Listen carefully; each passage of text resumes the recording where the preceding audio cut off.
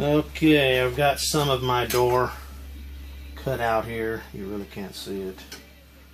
Probably very good on that, but anyway, got a curved piece bent the way it needs to be. I'm just going to tack weld this. A little bit of overlap there.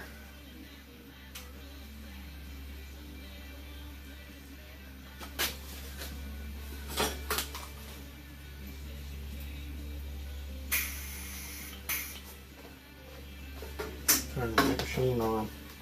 It helps.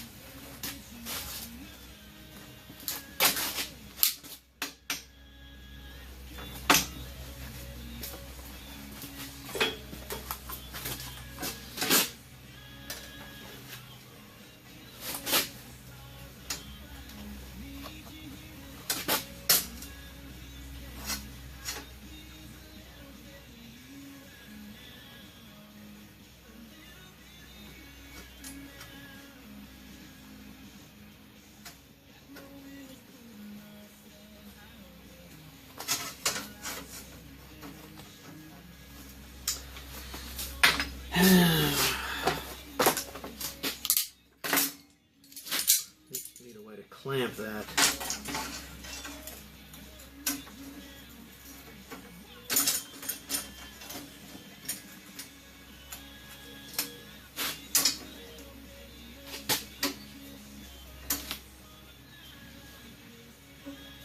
That'll work.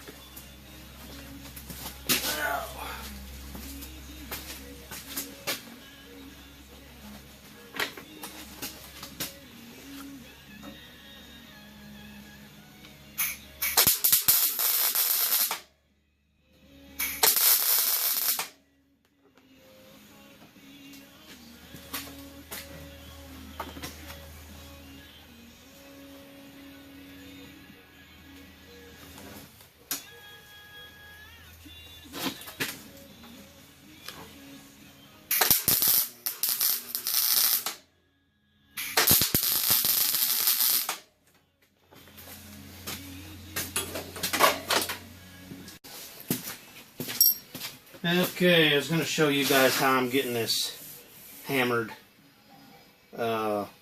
look, this hammered edge on this thing. You just do lots of beating. I'm just cold hammering it.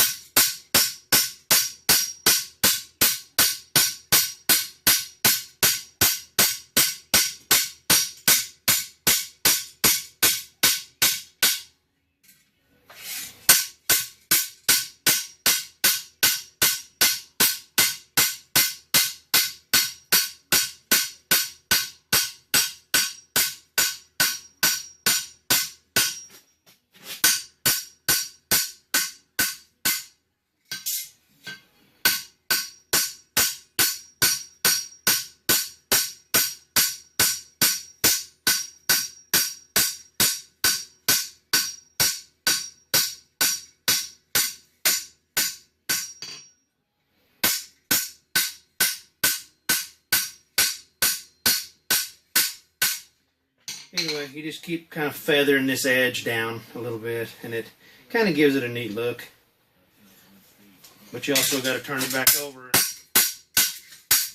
flatten it out as you go.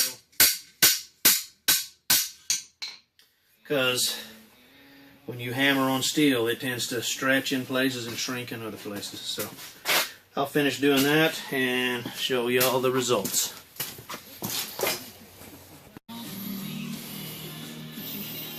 It's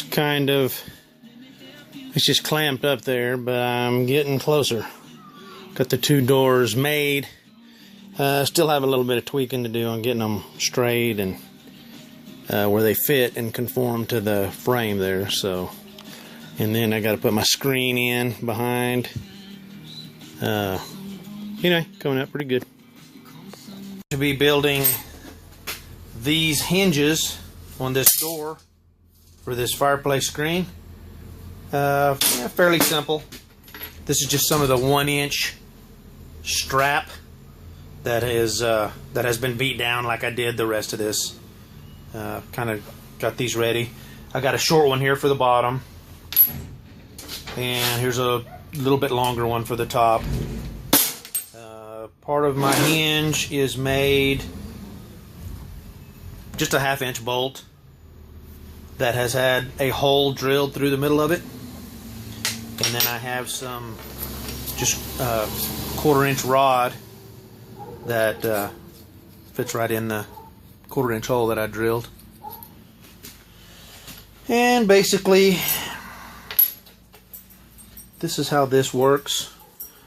This piece of the bolt, get this over here where y'all can see it a little better. Basically that fits like so. This welds to this. This 1/2-inch part of the bolt welds to the actual frame. And that's basically how I get my hinge. On this back side, I drill through this with a 1/2-inch bit. And this part of the hinge, goes on this side. And you will weld through this 1/2-inch hole to the hinge itself.